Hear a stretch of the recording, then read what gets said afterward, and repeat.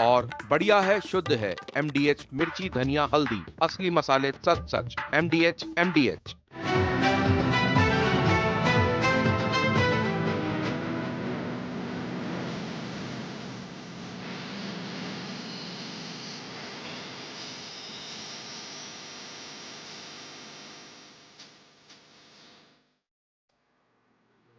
नमस्कार, आप देख रहे हैं न्यूज नाइट और आपके साथ मैं हूं ममता चोपड़ा। दिन की सारी बड़ी खबरें समेटकर हम हाजिर हैं लेकर हमारा प्राइम टाइम, जिसमें आज हम आपको बताएंगे अगले 1 घंटे में दिन भर की सारी बड़ी खबरें। लेकिन साथ ही बात होगी कि किस तरीके से कर्नाटक में जब जेपीसी अध्यक्ष पहुंचे और किसान जिनकी जमीन वक्फ बोर्ड के द्वारा अवैध तरीके से अपने नाम घोषित कर दी गई, तो ये मुद्दा किस तरीके से तूल पकड़ता नजर आया, क्योंकि न केवल कर्नाटक बल्कि केरल से भी इसी तरह की तस्वीर उभरती नजर आ रही है। करेंगे आज इस पर चर्चा भी, लेकिन आइए शुरुआत करते हैं हेडलाइंस के साथ। वक्फ संपत्ति विवाद के बीच कर्नाटक के किसानों से मिले जेपीसी अध्यक्ष जगदंबिका पाल। किसानों ने राज्य सरकार पर मिली भगत का लगाया आरोप। भाजपा ने कहा यह सत्ता के दुरुपयोग का मामला।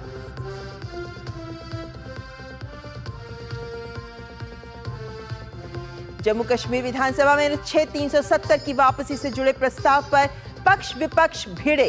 भाजपा ने इंडी गठबंधन पर भारतीय संविधान का गला घोंटने का लगाया आरोप।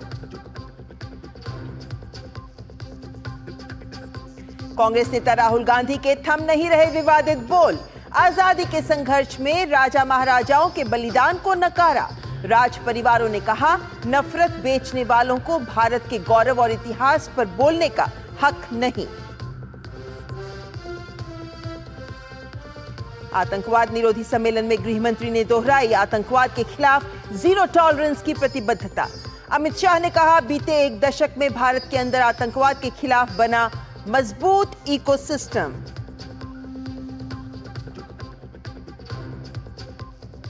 और देश भर में छठ की रौनक। अस्तांचलगामी सूर्य को दिया गया अर्घ्य।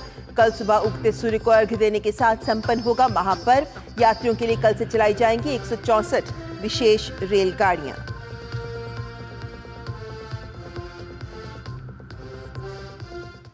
आइए शुरुआत कर लेते हैं वक्फ से जुड़ी खबर के साथ, क्योंकि वक्फ बोर्ड में सुधार को लेकर संयुक्त संसदीय समिति यानी जेपीसी के अध्यक्ष जगदंबिका पाल ने कर्नाटक हुबली में उन लोगों से मुलाकात की जिनकी जमीनों पर मालिकाना हक को लेकर वक्फ बोर्ड दावा कर रहा है।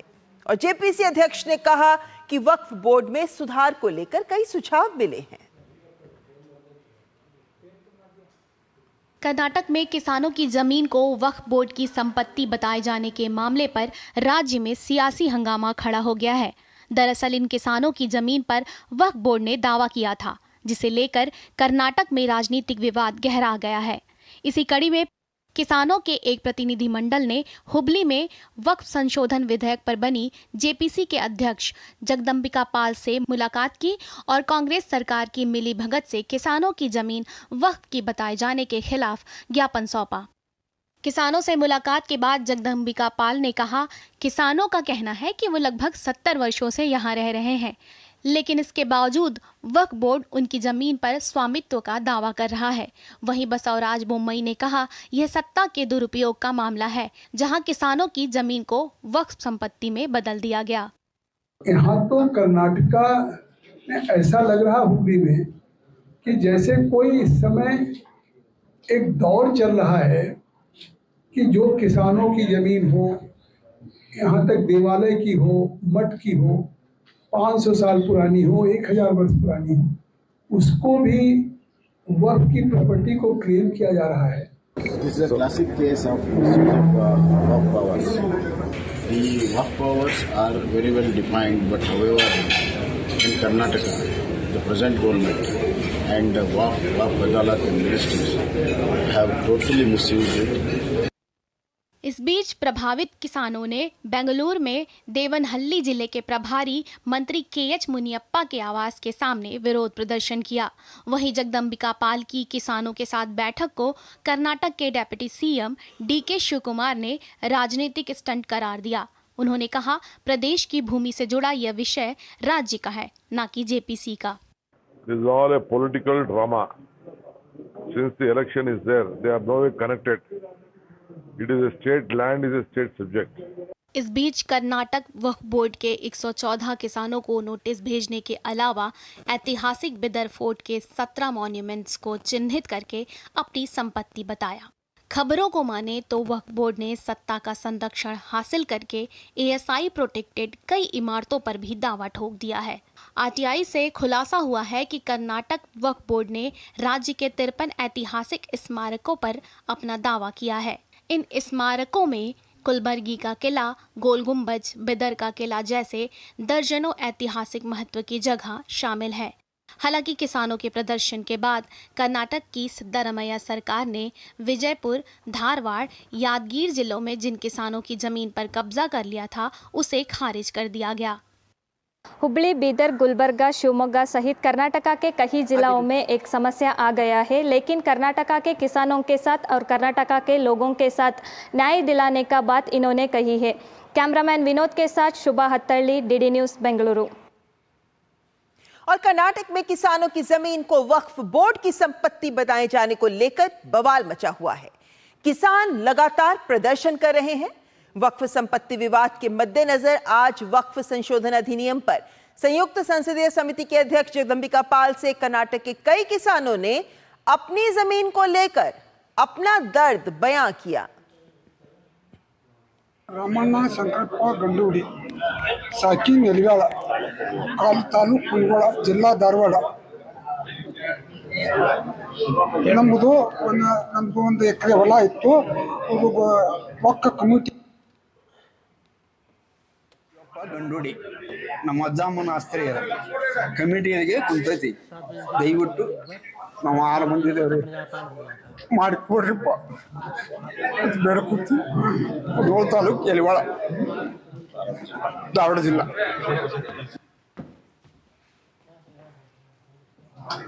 ನಮ್ಮದು 1 ಎಕರೆ ಜಮೀನನ್ನು ಮಸೀದಿ ಜಾಗಕ್ಕೆ ಕಬ್ಜಾ ಕೊಂಡಿಸ್ಕೊಂಡ ಸರ್, ಅದನ್ನು ದಯವಿಟ್ಟು ತಮ್ಮ ಒಂದು ಇದರಿಂದ ಆಶೀರ್ವಾದದಿಂದ ನಮ್ಗೆ ಬಿಟ್ಟು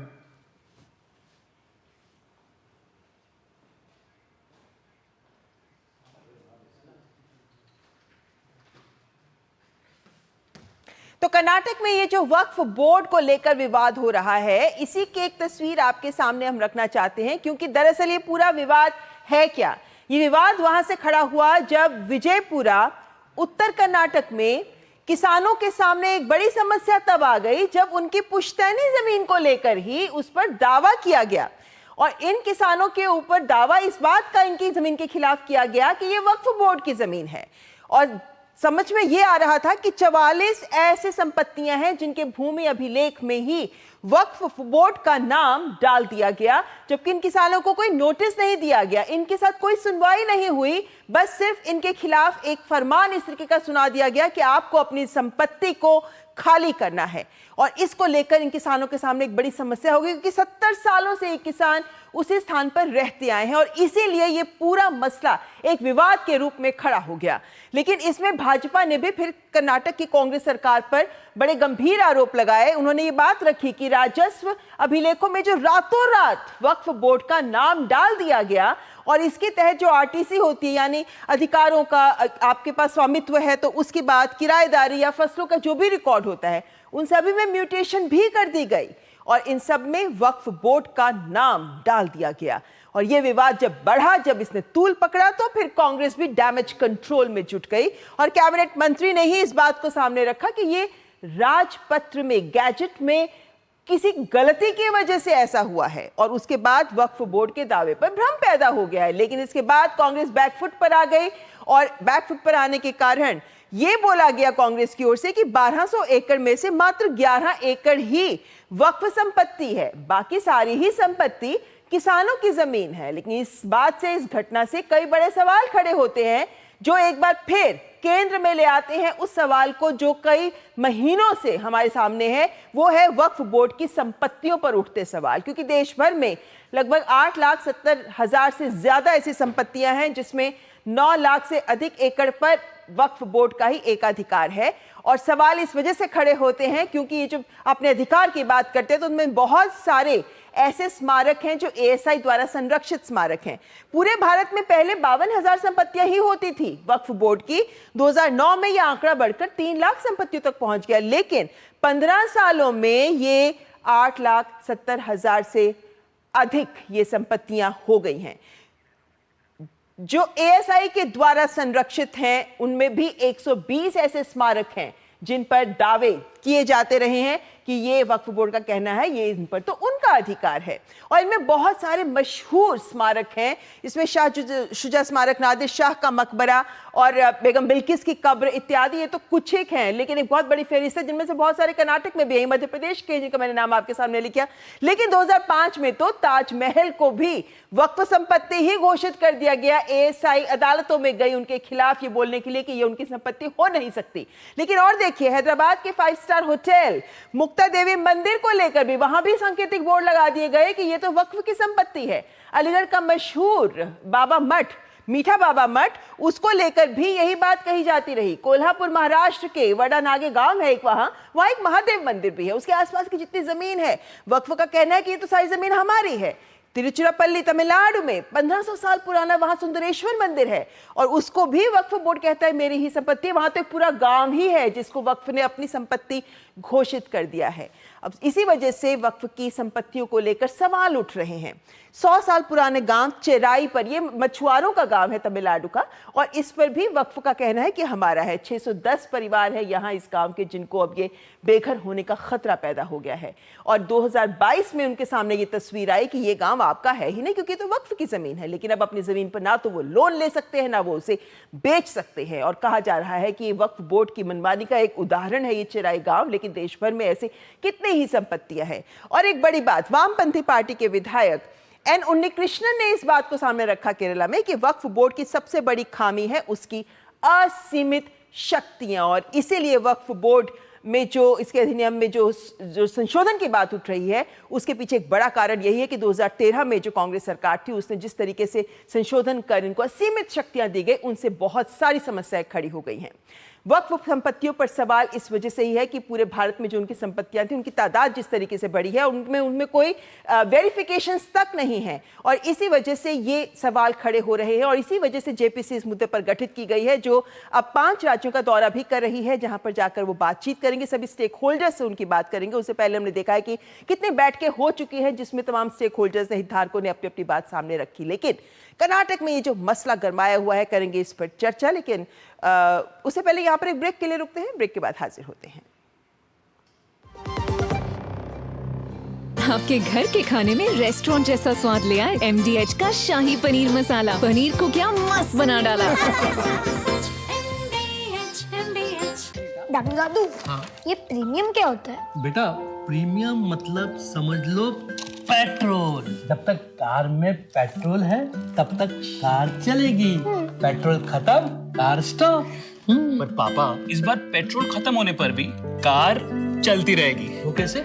LIC के जीवन लाभ में प्रीमियम पेमेंट हो जाए स्टॉप, पर पॉलिसी के फायदे चलते रहते हैं। मतलब अब लाइफ की गाड़ी चलेगी नॉन स्टॉप। LIC हर पल आपके साथ।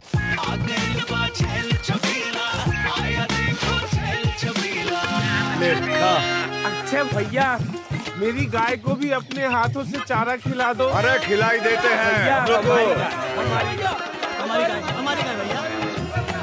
क्या हो गया? पूरा का पूरा गांव यहाँ आ गया। अच्छा भैया, इसी हाथ से चारा खिलाते हो, तभी तो आपके गाय भैंसों की ब्यात सबसे ज्यादा है। अरे पगले, ये चमत्कार इस हाथ का नहीं, हाथ में जो कपिला पशु आहार है उसका है, जो पशुओं की सेहत अच्छी रखता है और ब्यात भी बढ़ाता है। ले जाओ।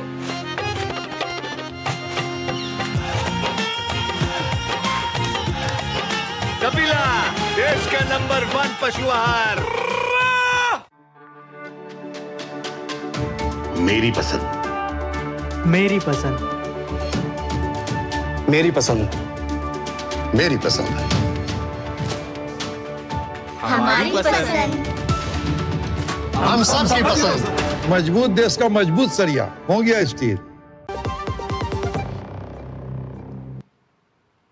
और ब्रेक के बाद आइए रुख कर लेते हैं हमारे आज की विशेष का जो जुड़ा है कर्नाटक में किसानों की जमीन वक्फ बोर्ड द्वारा अपने घोषित किए जाने वाले विवाद से, जिसमें हम कह रहे हैं कि कर्नाटक में वक्फ संपत्ति मामले पर घमासान। चर्चा के लिए हमारे साथ जुड़े हैं भास्कर राव जो भाजपा के प्रवक्ता हैं, साथ ही निखिल जैन जुड़ गए हैं हमारे साथ जो राजनीतिक विश्लेषक हैं, कांग्रेस के समर्थक, और साथ ही पिपुला राव भी हमारे साथ जुड़े हैं जो वरिष्ठ पत्रकार हैं। आप सभी का हम बहुत बहुत स्वागत करते हैं सबसे पहले। और यहाँ पर सबसे पहले हम निखिल जी आपके पास आना चाहेंगे, क्योंकि ये पूरा मसला गंभीर मसला है और इस पूरे मसले में जिस तरीके से कर्नाटक की ओर से बयान आ रहे हैं कि ये तो राजनीतिक स्टंट है, ये किसानों की जमीन है, किसानों की जिंदगी से जुड़ा हुआ मसला है ये। अगर जेपीसी अध्यक्ष को वहां जाना पड़ा है, अगर जेपीसी अध्यक्ष को भाजपा सांसद के कहने पर वहां जाना पड़ा है, उन्होंने आमंत्रण दिया तो वो वहां गए, अगर किसानों ने वहां उनसे अपनी आप बीती सुनाई है, किस तरीके से उनके साथ ये सब हुआ, तो क्या इसको एक राजनीतिक स्टंट करार दिया जाना चाहिए? देखिए ममता जी, कभी भी अगर कोई भी सरकार की इकाई किसानों की जमीन गलत तरीके से हड़पती है या फिर उस पर कब्जा बनाती है या उनके घर बुलडोजर भेज के तोड़ती है, वो गलत है।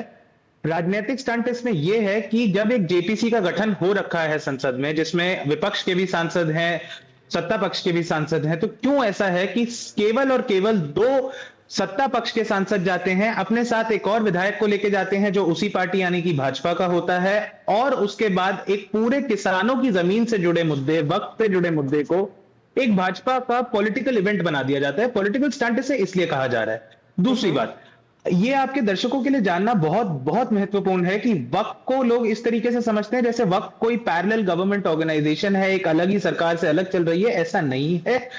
हर एक राज्य में एक अलग वक्फ बोर्ड होता है जिसके दूसरे राज्यों के वक्फ बोर्ड से कुछ लेना देना नहीं होता, और हर राज्य का जो वक्फ बोर्ड होता है वो उस राज्य सरकार की इकाई है। अगर भाजपा की सरकार है तो भाजपा की सरकार की इकाई है, कांग्रेस की सरकार है तो कांग्रेस की सरकार की इकाई है। वक्फ बोर्ड के जितने भी मेंबर्स और चेयरपर्सन होते हैं उन्हें राज्य सरकार नियुक्त करती है। वक्फ बोर्ड के जो भी डिसीजंस होते हैं उन्हें वक्फ के ट्रिब्यूनल में चैलेंज करा जा सकता है, और वक्फ के ट्रिब्यूनल के डिसीजंस को हाई कोर्ट में रिट पिटिशन के अंडर चैलेंज करा जा सकता है। तो ऐसा नहीं है कि वक्फ कोई प्राइवेट बॉडी है या मुस्लिम बॉडी है, it is a government body. ठीक बात। दूसरी बात, इस देश में ये होता रहा है कि कई राजनेताओं ने या फिर कुछ बिल्डर माफिया ने या किसी भू माफिया ने राजनेताओं के साथ मिलके या फिर एसडीएम के साथ मिलके, डीएम के साथ मिलके, किसी सरकारी इकाई के साथ मिलके गलत तरीके से किसी खाली जमीन को या किसी गरीब की जमीन को सरकारी जमीन घोषित कर दिया गया। और यही होता है कि जब वक्त में अगर कोई गड़बड़ी करके वक्त के अंडर एक जमीन करके और उस पर कब्जा करने की कोशिश करता है, तो अब इसमें बीजेपी का पक्ष यह है कि कांग्रेस सरकार किसानों की जमीन हड़पना चाह रही है वक्त के नोटिफिकेशन निकाल के। साथ ही कांग्रेस का यह पक्ष है कि ये जो नोटिफिकेशन निकाले गए हैं, ये जो नोटिफिकेशन सब पब्लिक लाइट में लाए जा रहे हैं, ये नोटिफिकेशन असल में बसवराज बोम्मई जी की जो भाजपा शासित कर्नाटक सरकार की उस दौरान थे। अब बीजेपी का पक्ष सच्चा है या कांग्रेस का पक्ष सच्चा है, इसमें मैं कुछ नहीं कहूंगा, ये जांच का विषय है। ये जरूर है कि अगर कोई जमीन वक्त की नहीं है, वक्त का कोई अधिकार नहीं बनता कि एक कागज का टुकड़ा निकाले और बोले ये जमीन हमारी है। एक और मैं इशू एड्रेस करना चाहूंगा कि जिस तरीके से कहा जाता है कि वक्त की 3 लाख प्रॉपर्टीज थी 2005 में और आज 8 लाख प्रॉपर्टी हो गई है। पहली बात तो इस समय के बीच में आधे से ज्यादा समय भाजपा शासित सरकार रही है, ज्यादातर राज्यों में भाजपा की सरकार रही है। तो अगर किसी तरीके से इस तरीके का एनालिसिस हम नहीं कर सकते हैं, क्योंकि हम बात करें 2009 के बाद 2024 की, तो इसलिए बीच में ये आकलन तो बिल्कुल ये नहीं, ये तो अलग से डिस्कशन एक हो जाएगी कि भाई किसके कार्यकाल में कितनी हुई इत्यादि। Let's not go into that, उसमें लेने की जरूरत नहीं है। लेकिन आपने जो बातें सामने रखी, आपने बड़े अच्छे से समझा दिया कि वक्फ बोर्ड काम कैसे करता है। नहीं निखिल जी, यहाँ पे मैं जवाब भी ले लूं ना, आपने कुछ बातें की हैं तो उसका जवाब भी लेना जरूरी है। लेकिन आपने ये बात स्पष्ट कर दी है कि राज्य सरकार का हिस्सा होता है वक्फ बोर्ड, और ऐसे में अगर वक्फ के द्वारा कुछ भी किया जाता है तो जाहिर है कि उसमें पूरा का पूरा इसी वजह से सवाल राज्य सरकार के ऊपर खड़ा होना लाजमी है। लेकिन यहां पर भाजपा के द्वारा जैसे बातें उठाई गई हैं कि रातों रात ये बदलाव किए गए हैं, अगर किसान सड़क पर नहीं आते तो क्या राज्य सरकार सोई रहती, फिर क्या होता। लेकिन यहां पर भाजपा प्रवक्ता भास्कर राव जी साथ जुड़े हुए हैं। भास्कर, ये तो लगातार यही बात कह रहे हैं कि ये तो भाजपा के कार्यकाल की बात है, भाई आज क्यों इसको मुद्दा बना रही है भाजपा? ये कांग्रेस सरकार ने जानबूझकर एक ऐसा खतरनाक खेल खेल रहा है जिससे कि आगे इसके इल्जाम बहुत बुरे होंगे। बीजापुर में जो भी हुआ, सडनली इतने लोगों को नोटिस देकर आप अपनी जमीन से वंचित हो रहे हैं करके एक उन्होंने एक हाहाकार मचा दिया। जब जेपीसी के अध्यक्ष महोदय और सांसद वहां गए तो इनको वो बुरा लग रहा है, इन्होंने जो नोटिस दिया वो उनको बुरा नहीं लग रहा है, और इनके नोटिस में अगर सच्चाई होती तो नोटिस उन्होंने वापस क्यों लिया। ये सब चीज के पीछे इनके एक अत्यंत नटखट मंत्री हैं जमीर अहमद, जिन्होंने मुख्यमंत्री के ऊपर में पता नहीं क्या जादू डाल दिया है, जो कि मुख्यमंत्री इनके हर एक करतूतों को कबूल करके कोई ना कोई ऐसे बेवकूफ कारनामे करने में लगे हुए हैं, उसके बाद में उसको विथड्रॉ करने में लगे हुए हैं। अगर इनके नोटिस में अगर सच्चाई रहती तो इन्होंने वापस क्यों लिया। और जो चीज 70-80 साल से किसानों के पास में है उसके साथ में आप किसानों के साथ में मतलब आप जमीनी लेवल वहां जाके आप खिलवाड़ कर रहे हैं और समाज में आग लगाने की कोशिश कर रहे हैं, और आप कह रहे हैं कि वहां कोर्ट है, कचेरी है, वहां जाके फिर इसका मतलब है कि कांग्रेस वालों ने ये कहा आग तो हम लगाते जाएंगे, उसके बाद में हम दमकल भी भेजेंगे उसको बुझाने के लिए। ये रवैया ठीक नहीं है। आप इसके साथ में आप जो नेता लोग ऊपर में हैं अपनी अपने फायदे के लिए गरीब हिंदू गरीब मुसलमान को लड़वा कर उनका नुकसान पहुंचा रहे हैं, और इससे बहुत ही खतरनाक खेल खेल रहे हैं। इससे आप सतर्क रहिए, क्योंकि ये आपके हाथ से निकल जाएगा। आपके जो मंत्री जमीर अहमद हैं वो ये इस हवा में है कि हम सारा चीज जो भी हमारे सामने मिला सब चीज को हम हड़प लेंगे करके। लेकिन कानून भी एक चीज है, अगर आपके नोटिस में सच्चाई रहती तो आपने वापस क्यों लिया। आप गलत काम कर रहे हैं, और इस गलती को आप जितना जल्दी परख लें उतना अच्छा है, नहीं तो सारे कर्नाटक में आग लगाने की चलिए यहाँ पर बात यहाँ पर आपकी तरफ से स्पष्ट बात ये कही जा रही है कि कांग्रेस सरकार अपनी राजनीति का मद्देनजर गलत रास्ता अख्तियार कर रही है। लेकिन यहाँ पे पुलाराव जी हमारे साथ जुड़ गए हैं, जो वरिष्ठ पत्रकार हैं, कर्नाटक से ही हैं। पुलाराव जी, ये जब राजनीतिक बातें होती हैं तो उनके पीछे एक सच्चाई भी छिपी होती है जिसको समझना जरूरी होता है। आप तो दशकों से वहां पत्रकारिता कर रहे हैं। अब ये जो मसला खड़ा हुआ है कि वक्फ बोर्ड ने अपने नाम ये संपत्ति कर ली, लेकिन अब राज्य सरकार ने बैकफुट पर आते हुए उन सब दावों को खारिज कर दिया। इसके पीछे की राजनीति अलग बात है, लेकिन इसके पीछे की सच्चाई क्या है, कब से कैसे ऐसा होता रहा है? क्योंकि आप भूलना नहीं चाहिए 53 ऐसे एसआई के संरक्षित स्मारक भी हैं जो इसी राज्य में हैं और जिन पे वक्फ बोर्ड अपना दावा करता है। ऐसा है, सारा देश में यह सब्जेक्ट एक इम्पॉर्टेंट सब्जेक्ट है, यह अलग कर्नाटका नहीं है। और इसके सच्चाई बात यह है कि डिस्प्यूट्स होता रहते हैं किसान लोगों को और यह वक्फ बोर्ड और टेम्पल्स भी। यह अभी समय आया थोड़ा रिफॉर्म करने के लिए। जेपीसी ठीक है, लेकिन यह कन्फ्रंटेशन ज्यादा हो रहे हैं, मैं सोच रहा हूँ एक अच्छा रिफॉर्म मेजर है। ये कन्फ्रंटेशन से यह सब्जेक्ट भी पीछे जाएगा। तो समय आया देखने के लिए क्यों है यह साधारण किसान ने हैरास कर रहे हैं 20 साल 25 साल से उनका लैंड उनका ऑक्यूपेशन में है, उनका है, ऐसा है। हमारे रेवेन्यू लॉ भी ऐसा है, कौन पोजीशन में है उनका है। किसानों के पास जाके नोटिस देने ठीक नहीं है, लेकिन जेपीसी का ये थोड़ा मॉडरेट स्टांस लेके करेगा, बहुत अच्छा रिफॉर्म आ जाएगा। पहले से कन्फ्रंटेशन से हुआ, तो थोड़ा मैं सोच रहा हूँ असली सब्जेक्ट असली प्रॉब्लम पीछे गया।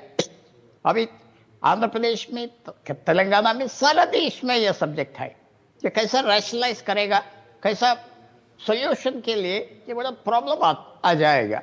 पुलाराव जी, ऐसे में जब हम ये देख रहे हैं कि अभी ही केरल से भी ये खबर आ रही है, केरल में भी बिल्कुल इसी तरीके से हो रहा है, जिसके बाद वहां भी सरकार कह रही है कि नहीं अभी उन दावों की वेरिफिकेशन हो, खारिज कर रही है ऐसे वक्फ बोर्ड के दावे। क्या ये सही बात है कि ये सही समय है कि वक्फ बोर्ड के कानून में संशोधन किया जा रहा है, जिसको लेकर जेपीसी काम कर रही है, उसका स्वागत किया जाना चाहिए? ये सारा जेपीसी ये वक्फ रिफॉर्म के लिए एक अच्छा परिणाम आया। ये सब्जेक्ट सारा देश में गया, ये सब्जेक्ट अभी सारा लोग का मालूम है क्या हो रहे हैं। सो डेफिनेटली जेपीसी थोड़ा बैलेंस्ड इंक्वायरी करेगा, एक अच्छा रिजल्ट आ जाएगा, कोई रिफॉर्म आ जाएगा, बहुत रिलीफ आते हैं। केरला में नहीं, सारा देश में यह इश्यू है। तो वक़ाफ का प्रॉपर्टीज है, लेकिन थोड़ी ये फ्रॉड भी होता है, वक़ाफ मैनेज करने वाला सारा सेंस नहीं है। ये सारा एक्सपोज करने के लिए एक मैं सिर्फ इतना बोल रहा हूँ, ये कन्फ्रंटेशन जेपीसी लेवल में जरूरत नहीं है, सोच रहा हूँ स्लोली स्टेप बाय स्टेप जाएगा। ये रिफॉर्म स्लोली आते हैं, कभी ये रिफॉर्म प्रोसेस शुरू करेगा ऑपोजिशन आते किस इश्यू में। सो ये थोड़ा मैं सोच रहा हूँ सब्जेक्ट बहुत अच्छा है। यानी आपका कहने का मतलब है कि सभी दलों को सहमति के साथ इस मुद्दे पर आगे बढ़ना चाहिए, ऐसे में झगड़ा लड़ाई विवाद नहीं होना चाहिए। लेकिन निखिल जी, यहाँ पर एक बड़ी समस्या ये भी आ रही है कि जैसे आपने बोला कि ठीक है वक्फ बोर्ड तो राज्य सरकार के अधीन है, कांग्रेस तो वहां ये भी कह रही है कि भाई जेपीसी अध्यक्ष यहाँ क्यों आ रहे हैं, भूमि भी तो राज्य सरकार का ही मुद्दा है इत्यादि। लेकिन क्या अब राज्य सरकार के ऊपर ही इस बात को लेकर फिर जिम्मेदारी बढ़ नहीं जाती कि जब एएसआई भी वहां कहता है कि भाई हमारे भी 53 स्मारक हैं जो वक्फ बोर्ड अपने कह रहा है, आम जन सड़कों पर उतरने पर मजबूर हो गया है, किसान है यहाँ, लेकिन ऐसे बहुत सारे और मुद्दे हो सकते हैं जहां पर वक्फ बोर्ड अपनी असीमित शक्तियों का गलत उपयोग करते हुए इस तरीके के दावे कर रहा है। राज्य सरकार अपनी जिम्मेदारी किस हद तक मानती है? तो मैं इस एएसआई संरक्षित स्मारकों का एक जिक्र करना चाह रहा था कि अगर किसी मुगल बादशाह ने या किसी भी मुसलमान ने कोई मस्जिद बनाई, मकबरा बनाया, कुछ भी बनाया, और अगर उन्होंने अपनी जायदाद जिसे कहते हैं, वसीयत जिसे कहते हैं, अगर उसमें उसे वक्फ के नाम लिख दिया, तो जाहिर सी बात है वो एएसआई संरक्षित स्मारक भी वक्फ बोर्ड के अधीन ही आएगा। अब इस पे एक पेचीदा लीगल बहस जरूर करी जा सकती है कि एक बारी कोई बिल्डिंग है, कोई ढांचा है, उसको एएसआई का संरक्षण मिल जाए तो उसकी ओनरशिप क्या एएसआई के पास आ जानी चाहिए या वक्फ के पास रहनी चाहिए, बट उसका ओरिजिनल ओनर वक्फ बोर्ड ही होगा और इसीलिए इतने लंबे समय तक देश में वक्फ बोर्ड ही ओनर रहा है। 1858 में आखिरी मुगल बादशाह ने अपनी सारी संपत्ति उस वक्त के हिसाब से ब्रिटिश क्वीन के अंडर चली गई थी और ब्रिटिश क्वीन ने वो सारी, अब चूंकि उनके अंडर चली गई थी तो उसके बाद दावा खत्म हो जाता है बिना कागज के, बिना किसी के। अब आज ये कह सकता है वक्फ बोर्ड आपके हिसाब से कि ताजमहल भी हमारा ही है। एक महिला, मैं बड़ी बातों में नहीं जाती, एक महिला जिसका पति नहीं है, जिसका ससुर नहीं है और ये मामला सुर्खियों में रहा है, जिसका घर पे वक्फ बोर्ड कब्जा कर रहा है, जबकि वो अपने बच्चों के साथ सड़क पर आ गई है क्योंकि वक्फ बोर्ड कह रहा है कि ये तो मेरी जमीन हो गई है। इस तरह के दावे ही तो बड़े सवाल खड़े कर रहे हैं। लेकिन भास्कर जी आपकी बात में सुन लूंगी, लेकिन आपने अपनी बात रख दी है। भास्कर जी यहाँ पर आपसे भी जवाब चाहेंगे कि मैं अपनी बात पूरी कर लूं जी, थोड़ा जल्दी, थोड़ा वक्त कम है। हाँ जी, इतना सहज और इतना सिंपल नहीं है कि 1858 में मुगलों से अंग्रेजों के पास गया और 1947 से अंग्रेजों से इंडियन रिपब्लिक के पास आया, क्योंकि पर्सनल प्रॉपर्टी नहीं, अदालत में ये मामले गए हैं। निखिल जी, आप इस मुद्दे को उठा रहे हो इसलिए मैं आपको यहाँ पे जवाब दूंगी। अदालत में ये मामले गए हैं, अदालत ने सारी बातों को देखते हुए खारिज किए हैं वक्फ बोर्ड के कितने ही दावे, जिनमें ताजमहल भी शामिल है, मध्य प्रदेश के वो 3 स्मारक भी शामिल है और ऐसी लंबी फहरिस्त है। मात्र दावों से बात नहीं होती, आप कानून का गलत इस्तेमाल करके अगर कब्जा कर रहे हैं तो वो सवाल खड़े करता है। इसीलिए ये चर्चा हो रही है, आखिर क्यों, क्या सही तरीका है? जवाबदेही प्रशासन की ज्यादा बढ़ जाती है ऐसे में। लेकिन भास्कर राव जी, आपकी ओर से बहुत क्लोजिंग कमेंट, बहुत शॉर्ट में। क्लोजिंग कमेंट यही हमारी है कि ये जो बीज बो रहे हैं बड़े खतरनाक बीज हैं और जमीनी तौर पर हर गांव में झगड़ा शुरू करने वाले हैं, क्योंकि किसानों के साथ ये खिलवाड़ कर रहे हैं और जो एस्टैब्लिश्ड बाय लॉ है उसमें हाथ लगा के ये बड़ा गलत चीज कर रहे हैं, कानून के खिलाफ कर रहे हैं और ये कह रहे हैं कि आप अपील कर सकते हैं और ऊपर जाके ये अपील वगैरह कुछ नहीं होगा, केवल इसमें खून बहेगा और हंगामा होगा। नहीं, यहाँ पर बात यही है कि जब भी ऐसे मसले सामने आते हैं भास्कर जी, तो कानून भी अपना काम करता है, कानून अपना काम करता है। लेकिन हाँ, आम जन को, खासकर इस मामले में तो किसानों को जिस तरीके की मुश्किल हुई है वो जरूर सवाल खड़े करती है। और यहाँ पे निखिल जी, कर्नाटक की कांग्रेस सरकार पर भी सवाल खड़े होते हैं। वक्त इतना ही है, बहुत बहुत शुक्रिया मेरे मेहमानों का हमारे साथ जुड़ने के लिए। भास्कर जी, वक्त थोड़ा कम है, बहुत बहुत धन्यवाद आपका हमारे साथ जुड़ने के लिए। और फिलहाल यहाँ पर रुकेंगे एक ब्रेक के लिए, आप देखते रहें DT न्यूज।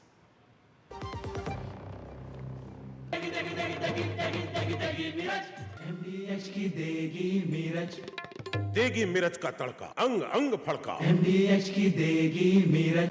जब धरती चीर कर निकलता है लोहे का पत्थर और मिलता है मोंगिया के जोश से, फिर तपता है, पिघलता है और बनता है फौलाद। अब होता है सरिया सारी खूबियों के साथ। मोंगिया स्टील, मजबूत देश का मजबूत सरिया। दादू आग का तारा मतलब? बहुत प्यारा, बिल्कुल तुम्हारे जैसा। पापा, ऑनलाइन फॉरेक्स ट्रेडिंग पर best offers, high returns, bonus deposit और इनाम जीतने का मौका। हाँ बैल मुझे मार मतलब? मुसीबत को बुलाना तुम्हारे पापा जैसे। आरबीआई कहता है आकर्षक ऑफर्स का लालच देने वाले अनधिकृत प्लेटफॉर्म्स पर फॉरेक्स ट्रेडिंग करना यानी अपने पैरों पर कुल्हाड़ी मारना। इसका मतलब? इन्हीं से पूछो। समझा पापा। आरबीआई कहता है जानकार बनिए, सतर्क रहिए। राजा, आओ आओ आओ। ये देखो मैसेज। कहते हैं वीडियो लाइक करके 500 रुपया रोज कमाओ। बस पहले थोड़ा पैसा दे के ललचाएंगे, फिर बोलेंगे कि और कमाना है तो पैसा भरो। हम दिन भर चूना लगाते हैं और ये लोग हम ही को चूना लगाने चले हैं। पान वाला हूँ, मूर्ख नहीं हूँ। याद रहे, यूपीआई कहता है कि अगर कोई आसान कमाई का लालच दे तो कहो मैं मूर्ख नहीं हूँ। MDH का किचन किंग किचन में हो तो हम सब कुछ बना सकते हैं। बैंगन का भरता, आलू गोभी, भिंडी मसाला और भी बहुत कुछ। MDH।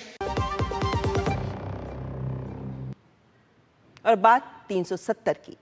जम्मू कश्मीर विधानसभा में 370 की बहाली वाले प्रस्ताव पर आज जबरदस्त हंगामा हुआ। भाजपा विधायकों ने इस प्रस्ताव का विरोध किया।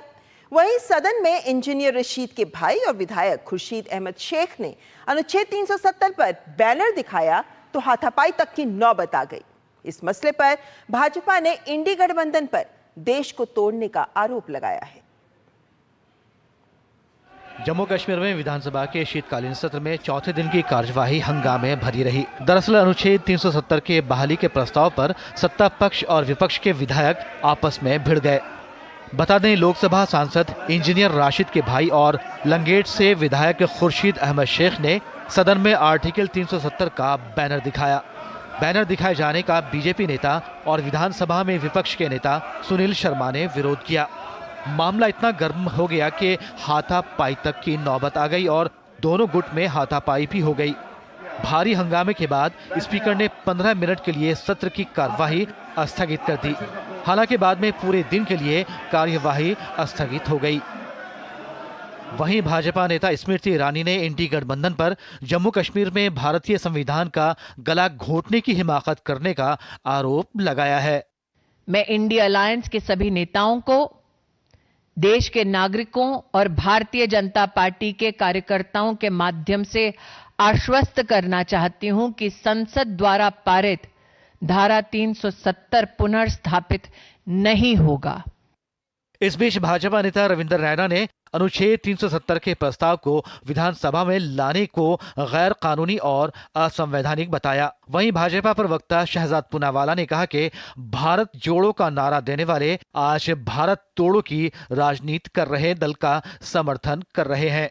जिस प्रकार चोरी छिपे धारा 370 के प्रस्ताव को जम्मू कश्मीर की नेशनल कॉन्फ्रेंस और कांग्रेस की सरकार ने विधानसभा के अंदर लाया है, वो गैर कानूनी है, असंवैधानिक है। भारत जोड़ो का नाम लेकर भारत तोड़ो की राजनीति करते हैं। आज राहुल गांधी को बताना चाहिए कि जो उनके फैमिली फ्रेंड रेजोल्यूशन ला रहे हैं, फैमिली फर्स्ट वाला रेजोल्यूशन, क्या वो उसके साथ है या नेशन फर्स्ट के साथ है। दूसरी तरफ जम्मू कश्मीर विधानसभा में हंगामे पर विपक्ष के आरोपों को नकारते हुए उप मुख्यमंत्री सुरेंद्र कुमार चौधरी ने कहा कि हमारी सरकार भारत की मजबूती के लिए काम कर रही है। जो हम लोग हैं जो हिंदुस्तान को मजबूत करना चाहते हैं, ये हम लोग हैं जो भारत माता को मजबूत करना चाहते हैं। गौरतलब है कि पीडीपी ने जम्मू कश्मीर विधानसभा में अनुच्छेद 370 और 35A की बहाली की मांग को लेकर प्रस्ताव पेश किया। वहीं इससे पहले बुधवार को विधानसभा में राज्य को विशेष दर्जा बहाल करने के प्रस्ताव को पारित किया गया था। उप मुख्यमंत्री सुरेंद्र चौधरी की ओर से पेश किए गए प्रस्ताव के पारित होते ही सदन में हंगामा हो गया। प्रस्ताव में केंद्र से तत्कालीन राज्य के विशेष दर्जे की बहाली के लिए निर्वाचित प्रतिनिधियों के साथ बातचीत करने को कहा गया। प्रस्ताव में विशेष दर्जे को एक तरफा हटाने पर चिंता भी व्यक्त की गई थी। हंगामे के बीच बिना प्रस्ताव, बिना किसी बहस के विधानसभा अध्यक्ष अब्दुल रहीम राठौर ने ध्वनि मत से प्रस्ताव पारित कर दिया। Bureau report, DD news. और जम्मू कश्मीर में जब 2019 में 370 और 35A को हटाया गया, उसके बाद जो बदलाव आया है वो हम सबके सामने है। लेकिन यहाँ पर भी एक तस्वीर आपके सामने रखना चाहेंगे कि 370 से पहले और बाद में किस तरीके की स्थिति थी और आज किस तरीके की स्थिति है। पहले अगर हम देखें तो केंद्र सरकार के जो 170 कानून थे वो लागू ही नहीं थे, लेकिन अब एक देश एक विधान एक निशान एक वास्तविकता बन गया है। पहले अगर हम बात करते हैं तो दूसरे राज्य के व्यक्ति से अगर जम्मू कश्मीर का कोई व्यक्ति शादी कर लेता था तो उसमें महिलाओं के अधिकार खत्म हो जाते थे, अगर कोई महिला बाहर के किसी व्यक्ति से शादी कर लेती थी राज्य के बाहर। लेकिन अब लड़कियां, उनके बच्चों के अधिकारों का पूरा संरक्षण है, यानी उनके अधिकार कोई समाप्त नहीं होते हैं। इसी तरीके से अगर हम अहम कानूनों की भी बात करते हैं तो पॉक्सो एक्ट, घरेलू हिंसा के अगेंस्ट जो कानून है, पहले ये कानून जम्मू कश्मीर में थे ही नहीं, लेकिन अब ये कानून जो एक महिलाओं की सुरक्षा से जुड़े हुए कानून है, बच्चों की सुरक्षा से जुड़े हुए कानून है, ये सभी अब लागू हैं। इसी तरीके से अगर हम देखते हैं तो हम पाते हैं कि बाल विवाह कानून, शिक्षा का अधिकार कानून, ये तमाम वो महत्वपूर्ण कानून हैं जो बच्चों के बेहतर बचपन और अधिकारों को संरक्षित करते हैं। वो पहले नहीं थे लेकिन आज वो हैं। इसी तरीके से हम देखते हैं कि आरक्षण एक बहुत बड़ा मुद्दा रहा है। आरक्षण से वंचित वर्ग को लाभ मिलता है, लोगों के लिए भी आगे बढ़ने के अवसर उत्पन्न होते हैं। लेकिन पहले अगर हम बात करते हैं तो भूमि सुधार सूचना का अधिकार, ये भी कानून है जिन कानूनों को पहले नहीं था इनके पास, लोगों के पास, लेकिन अब ये भी कानून वहां लागू है। लेकिन आगे बढ़ के अगर हम आरक्षण की भी बात करते हैं तो हम पाते हैं कि पहले क्योंकि केंद्र की ओर से आरक्षण दिए जाते रहे हैं तो वो आरक्षण के लाभ से विभिन्न वर्ग वंचित रहे हैं। लेकिन अगर आज हम देखते हैं तो अनुसूचित जाति जनजाति को भी इनको 20% का कोटा बढ़ाया गया है इनके लिए। इसी तरीके से पहाड़ी समुदाय, उनको भी यहाँ पर दर्जा दिया गया है, उन्हें एसटी का दर्जा दिया गया है, उनको भी 10% आरक्षण मिल रहा है, जो पहले इनको आरक्षण जम्मू कश्मीर में मिलता ही नहीं था। इसी तरीके से अब राज्य में ओबीसी का कोटा भी बढ़ाकर 8% कर दिया गया है और ये आरक्षण का लाभ पहले वंचित लोगों को नहीं मिलता था, लेकिन आज इन लोगों को ये लाभ मिल पा रहे हैं। इसी तरीके से पहले जो जम्मू कश्मीर के बाहर के राज्य, देश के अन्य हिस्सों के लोग थे, वो वहां ना तो जमीन खरीद पाते थे, ना वो सरकारी नौकरी वहां पा लेते सकते थे, ना ही वहां पर वो किसी विभिन्न संस्थानों में दाखिला ले सकते थे। लेकिन अब इन सबको वहां पर समान अधिकार ही है, यानी पूरे देश में सभी को समान अधिकार हैं। जिस तरीके से अब देश के किसी से कोई भी व्यक्ति वहां जाकर जमीन खरीद सकता है, नौकरी ले सकता है, वहां एडमिशंस भी ले सकता है। इसी तरीके से पहले वाल्मीकि समुदाय, गोरखा समुदाय, पश्चिम पाकिस्तान से जो शरणार्थी आए हुए थे, उन्हें वहां पे कोई अधिकार ही नहीं थे, नागरिकता भी नहीं थी। लेकिन अब इस बार के चुनावों में पहली बार उन्हें मताधिकार का भी अधिकार मिला है और ये एक बहुत बड़ा परिवर्तन है इन समुदायों के लिए। 370 के आने के बाद इस तरह की भी तस्वीर बदली है, अधिक सशक्त हुए हैं वहां के भी नागरिक। लेकिन वहीं अगर हम विकास की भी बात करते हैं तो बहुत बड़ी फहरिस्त है ऐसे कामों की जो वहां की गई, लेकिन कुछ एक बिंदु आपके सामने, जैसे ढांचागत विकास को लेकर हम जानते हैं किस तरीके से 80,000 करोड़ रुपए की पुनर्निर्माण योजना जो वहां पे अलग अलग स्तर पर कार्यान्वित पहले से ही हो रही है। इसी तरीके से प्रशासनिक सुधार, बैक टू विलेज योजना, और इसके तहत जो सरकारी योजनाएं हैं उनका लाभ आम व्यक्ति तक पहुंच सके, इसका प्रयास भी प्रशासन के द्वारा लगातार किया जाता रहा है। और अगर हम निवेश की भी बात करते हैं तो ग्लोबल इन्वेस्टमेंट समिट, जिसमें 13,000 करोड़ से अधिक का इन्वेस्टमेंट समझौते एमओयूज पर हस्ताक्षर हुए और ये तभी सभी वहां के उद्योगों को लेकर ही हुए हैं। शिक्षा को भी गति मिली है, 4 वर्षों में बहुत से ऐसे नर्सिंग, मेडिकल कॉलेजेस और सामान्य कॉलेजेस भी यहाँ पर उनकी भी स्थापना की गई है। और रोजगार को लेकर भी 34,000 से अधिक रिक्तियां, और ये प्रोसेस लगातार जारी है कि किस तरीके से जम्मू कश्मीर के निवासियों को हम बेहतर भविष्य दे सकते हैं। हम निवेश की भी बात आगे बढ़ाना चाहेंगे, क्योंकि हम निवेश की बात करते हैं तो ग्लोबल इन्वेस्टमेंट समिट में तो इसका आयोजन भी किया गया और यहाँ पर निवेश भी आए। लेकिन अगर हम निवेश के आंकड़ों पर भी नजर डालें तो हम पाते हैं कि 2019-20 में जहां मात्र 297 करोड़ रुपए का ही निवेश यहाँ पर राज्य में आ रहा था, तो वहीं 2022-23 तक आते आते ये 2153 करोड़ तक हो गया। ये मात्र एक आंकड़ा जो दिखाता है कि राज्य में बाहर निवेशकों का भी विश्वास आया, जिसके बाद इस निवेश का मतलब यही है कि राज्य के विकास को रफ्तार मिल पाएगी। इसी तरीके से एक पर्यटन का भी, क्योंकि पर्यटन एक बहुत बड़ा जरिया है रोजगार का जम्मू कश्मीर में, तो यहाँ भी पर्यटन उद्योग के भी अगर आप आंकड़ों को देखते हैं तो आप पाते हैं 2020, 2021, 2022 और 21 से तो आप देख सकते हैं कि ये करोड़ों में आ गया। पहले 35 लाख था, उसके बाद 1 करोड़ 13, 1 करोड़ 88, 2 करोड़ 11 लाख, और ये 2023 के आंकड़े हैं। 2024 के भी जून तक के आंकड़े कुछ इसी तरीके की तस्वीर पेश करते हैं कि 1 करोड़ 8 लाख के करीब यहाँ पर अब तक पर्यटक आ चुके हैं। तो ये तस्वीर भी दिखाती है कि किस तरीके से हालात सकारात्मक हुए हैं जम्मू कश्मीर के, और इसी वजह से ये तमाम अलग अलग आयाम पर जब विकास हो रहा है राज्य का, तो ये भी विश्वास बहाली की ओर बढ़ा बढ़ाता है। इसी तरीके से आतंकवाद की घटनाओं को लेकर भी अगर हम बात करें तो ये आंकड़े इस बात की तस्दीक करते हैं कि जहां 2018 में जिस तरीके के आंकड़े थे आतंकवादी घटनाओं को लेकर, अब देखें तो 2024 जुलाई तक ये आंकड़े मात्र 11, और ये आंकड़े भी दिखाते हैं कि आतंकवाद को लेकर भी केंद्र के द्वारा जो महत्वपूर्ण पहल की गई है उसके मद्देनजर अब हालात बेहतर आ रहे हैं। तो फिलहाल यहां पर रुकेंगे एक ब्रेक के लिए, लेकिन ब्रेक के बाद दिन की कुछ और बड़ी खबरों को लेकर हाजिर होंगे। आप देखते रहें न्यूज़ नाइट। खुद को पैम्पर करिए MDH बादाम रोगन के साथ, जो आपको संवारे, निखारे और नरिश करे। चमके चमके हाँ, दमके दमके, त्वचा में समाए, हाइड्रेट करे, हर उम्र की त्वचा का पोषण करे। You deserve the purity. MDH बादाम रोगन, नेचुरल, टेंडर, प्योर। चमके चमके।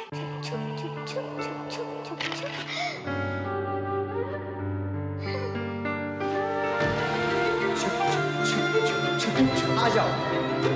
Yes, पापा। जिंदगी किसी के लिए नहीं रुकती, हम भी आपको कहाँ रुकने देंगे। जिंदगी के हर मोड़ पर LIC है तो इंश्योर्ड है। LIC, हर पल आपके साथ। मेरी पसंद। मेरी पसंद। मेरी पसंद। मेरी पसंद है। हमारी पसंद। हम सबकी पसंद। मजबूत देश का मजबूत सरिया हो गया स्टील। राजा आओ आओ आओ। ये देखो मैसेज, कहते हैं वीडियो लाइक करके 500 रुपया रोज कमाओ। बस पहले थोड़ा पैसा दे के ललचाएंगे, फिर बोलेंगे कि और कमाना है तो पैसा भरो। हम दिन भर चूना लगाते हैं और ये लोग हम ही को चूना लगाने चले हैं। पान वाला हूँ, मूर्ख नहीं हूँ। याद रहे, UPI कहता है कि अगर कोई आसान कमाई का लालच दे तो कहो मैं मूर्ख नहीं हूँ।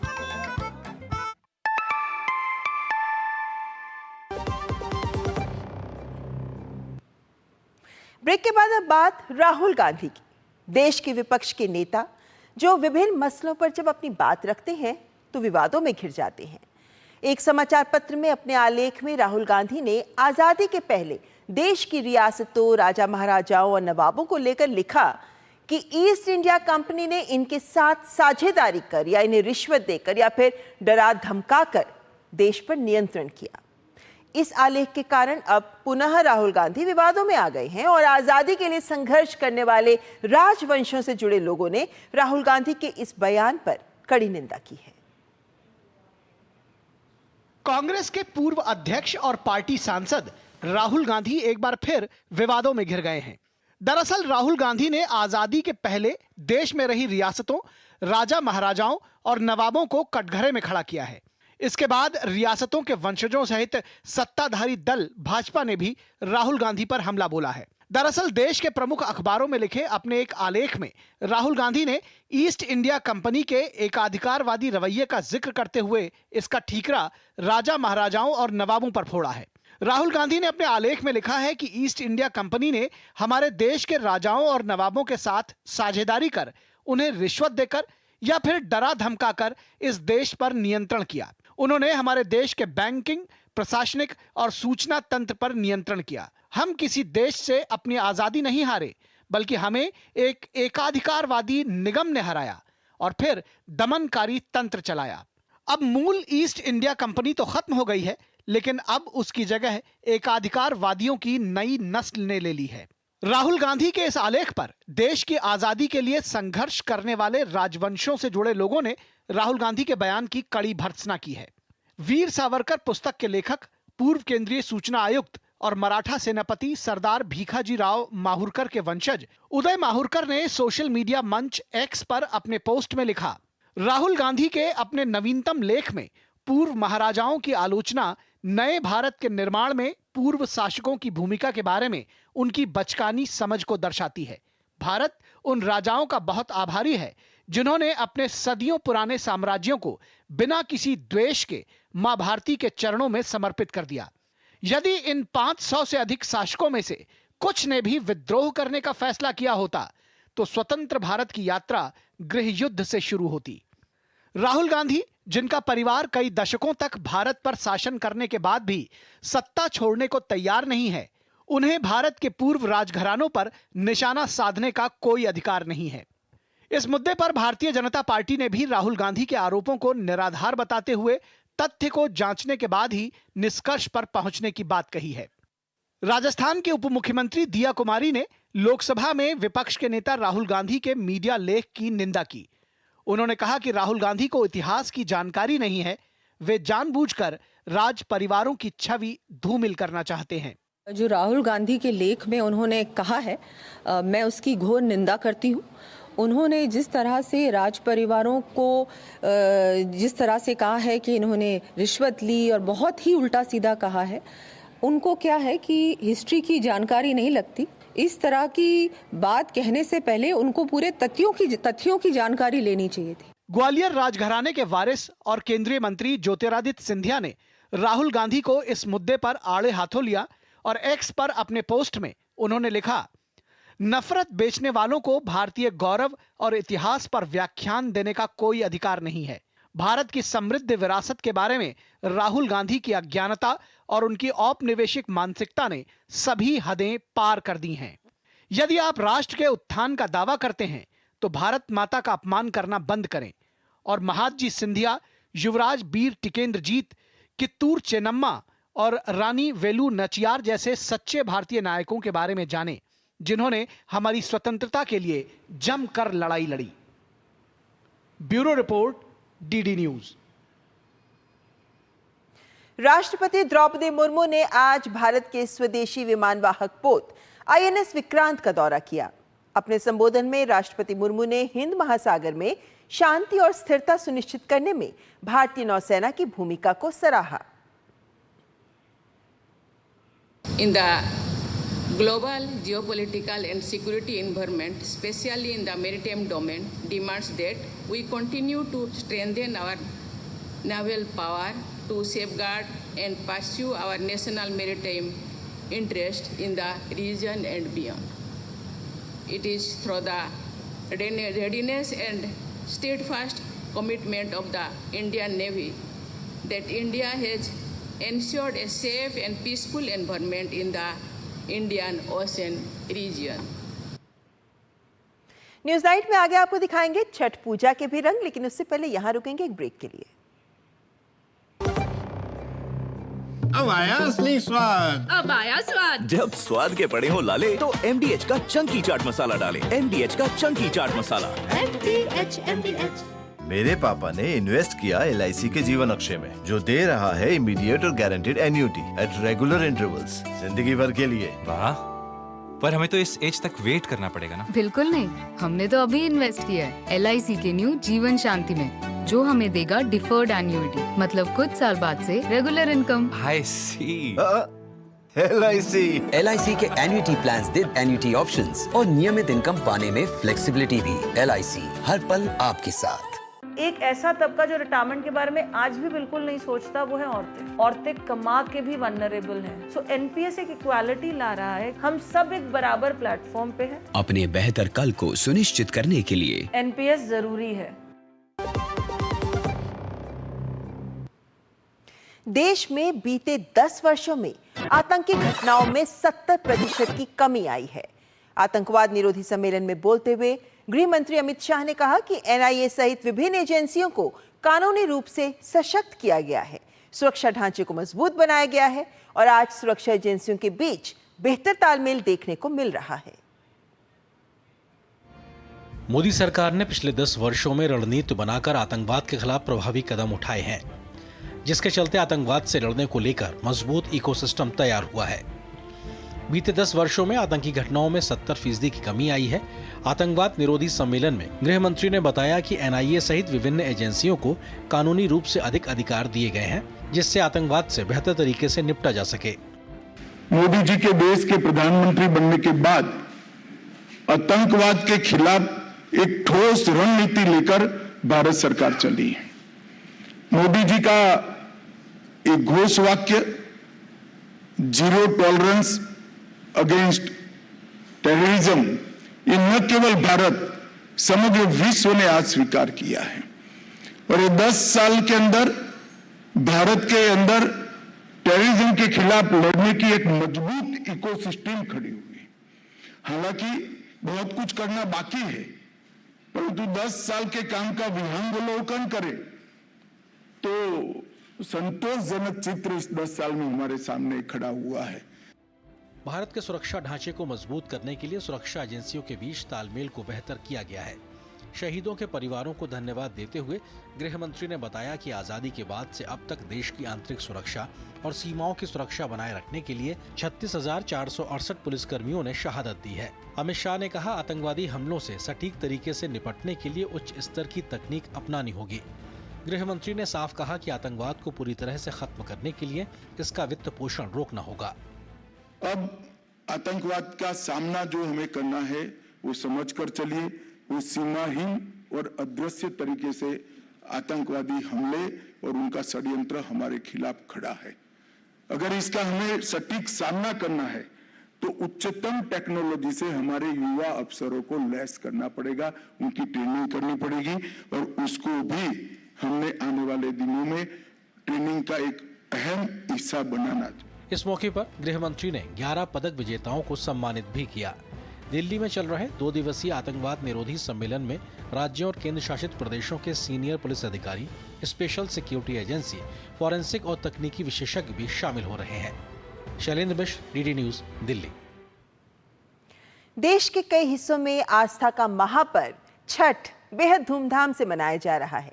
4 दिनों तक चलने वाले पर्व के तीसरे दिन व्रतियों ने सूर्य को आज सायंकालीन अर्घ्य दिया।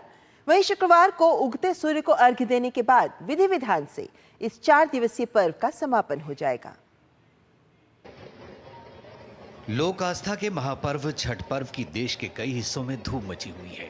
खासतौर पर बिहार में नहाए खाए और खरना के बाद इस महापर्व के तीसरे दिन व्रतियों ने संध्या काल में डूबते सूरज को अर्घ्य दिया। व्रत रखने वालों ने जल में खड़े होकर सूर्य देव को जल अर्पित किया। इस दौरान भगवान सूर्य और छठी मैया की विधिवत पूजा की गई। इस दौरान बड़ी संख्या में लोग अपने पूरे परिवार के साथ नदी और तालाब के किनारे छठ घाटों पर नजर आए, जहां महिलाएं छठ माता के गीत गाती नजर आईं। गौरतलब है कि खरना के साथ ही व्रती छठ पर्व की समाप्ति तक पूरे समय निर्जला व्रत रखते हैं। का व्रत 3 दिन का होता है, भूखे प्यासा होता है, उसमें पानी भी नहीं पीना पड़ता है। एक दिन तो अभी आएगा और फिर सुबह आएंगे तो आज रात में भी नहीं खाएंगे ना, कल दिन में भी खाएंगे, आज दिन में, और कल जो सुबह आएंगे उसके बाद पूजा होगी, इसके बाद होगी व्रत टूटेगी। छठ में बहुत सारी तैयारियां होती है, ठेकुआ बनता है, बहुत सारे फल होते हैं, अच्छा लगता है। वहीं छठ पर्व को लेकर दिल्ली में भी काफी रौनक देखने को मिल रही है। बाजारों और घाटों पर गजब का माहौल देखने को मिला। इस दौरान सुबह से ही छठ घाटों पर काफी संख्या में लोग नजर आए। सूर्यास्त होने से पहले छठव्रती महिलाएं अपने परिवार के साथ घाटों पर पहुंची और सूर्य देव को अर्घ्य दिया। और छठ पूजा का एक अपना ही अलग महत्व है। जैसे हिंदू सनातन धर्म में काफ़ी ज़्यादा सभी पूजाओं का महत्व होता है, लेकिन छठ का भी एक अलग महत्व है। यहाँ पे एक अपनापन, एक सामाजिक सोशल टाइप का माहौल लग रहा है यहाँ पर। दूसरी तरफ उत्तर प्रदेश के विभिन्न हिस्सों में भी छठ पर्व को लेकर लोगों में उत्साह का माहौल देखा गया। नदी, तालाबों और कृत्रिम घाटों में व्रत रखने वालों ने भगवान सूर्य को अर्घ्य दिया और अपने परिवार के लिए छठी मैया से कुशल मंगल की कामना की। शुक्रवार को सुबह उगते सूर्य को अर्घ्य देने के साथ ही लोक आस्था के इस 4 दिवसीय महापर्व का समापन हो जाएगा। वहीं इस पर्व को प्रकृति का पर्व भी कहा जाता है, जिसका मकसद प्रकृति के साथ जल को भी सम्मान देना है। इसी कारण लोग पवित्र जल में खड़े होकर पूजा करते हैं। जो भारत की कला संस्कृति है उसकी एक बहुत ही खूबसूरत झलक आपको यहाँ नजर आ रही है। पारंपरिक गीत, लोक गीतों से इस वक्त यमुना का ये घाट गूंज रहा है। आपको हर तरफ ये व्रतधारी जो महिलाएं हैं अपने पूरे साज श्रृंगार के साथ यहाँ पर पहुँची हैं छठ मैया का आशीर्वाद लेने और छठ के इस महापर्व में हिस्सा लेने के लिए। कैमरा पर्सन मनमोहन के साथ मैं जया सिन्हा, डीडी न्यूज़, दिल्ली। और छठ पूजा के बाद वापसी की भीड़ को भी प्रतिबंधित करने के लिए भारतीय रेलवे ने इंतजाम किए हैं। 8 से 11 नवंबर तक 160 से अधिक विशेष ट्रेनें चलाई जा रही हैं और इसी के साथ भारतीय रेल ने इस साल 1 अक्टूबर से 5 नवंबर यानी त्योहारी सीजन के दौरान पिछले 36 दिनों में 4,500 से अधिक विशेष ट्रेनें चलाई हैं, जिनमें 65 लाख यात्रियों ने यात्रा भी की है। और न्यूज़ नाइट में आज बस इतना ही। आपको छोड़े जा रहे हैं देश से जुड़ी कुछ और महत्वपूर्ण खबरों के साथ। आप देखिए खबरें तेज रफ्तार में। हमारी पूरी टीम को दीजिए इजाजत। नमस्कार। सुप्रीम कोर्ट ने बंद पड़ी एयरलाइन जेट एयरवेज से जुड़े मामले में गुरुवार को बड़ा फैसला सुनाया। अदालत ने एयरलाइन को जालान कॉलरॉक कंसोर्टियम को सौंपने के एनसीएलटी के फैसले को खारिज कर दिया और अपनी असाधारण शक्तियों का प्रयोग करते हुए एयरलाइन की परिसंपत्तियों को बेचने का आदेश दिया। पश्चिम बंगाल के आरजीकर हॉस्पिटल दुष्कर्म हत्या के मामले में सुप्रीम कोर्ट ने सुनवाई राज्य से बाहर ट्रांसफर करने की मांग को ठुकरा दिया है। वहीं सीबीआई ने 6th स्टेटस रिपोर्ट कोर्ट को सौंपी है। साथ ही नेशनल टास्क फोर्स ने भी अपनी रिपोर्ट सौंपी। रिपोर्ट में मेडिकल प्रोफेशनल्स की सुरक्षा को लेकर कई सुझाव दिए गए हैं। विदेश मंत्री डॉक्टर एस जयशंकर ऑस्ट्रेलिया की 5 दिवसीय यात्रा पर हैं। इस दौरान विदेश मंत्री ने सिडनी में सीईओ और बिजनेस लीडर्स से मुलाकात की। अपनी ऑस्ट्रेलिया यात्रा के दौरान विदेश मंत्री ऑस्ट्रेलियाई नेतृत्व, सांसदों, प्रवासी भारतीयों, व्यापारिक समुदाय, मीडिया और थिंक टैंक के साथ बातचीत करेंगे। श्रम और रोजगार मंत्रालय नेशनल करियर सर्विस पोर्टल के माध्यम से युवाओं को रोजगार उपलब्ध करवाने के लिए लगातार राष्ट्रीय बहुराष्ट्रीय कंपनियों के बीच समझौते कर रहा है। देश भर में करीब 35 लाख लोग इस पोर्टल पर रजिस्ट्रेशन करा चुके हैं।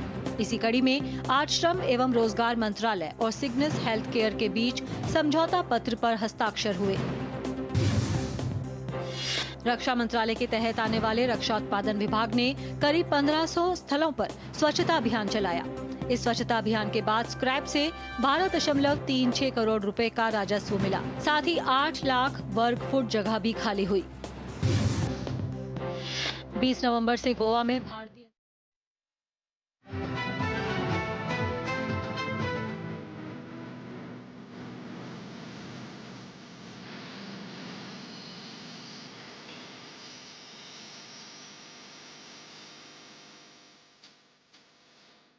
न्यूज नाइट के प्रायोजक थे LIC, जिंदगी के साथ भी जिंदगी के बाद भी, और बढ़िया है शुद्ध है MDH मिर्ची धनिया हल्दी, असली मसाले सच सच MDH।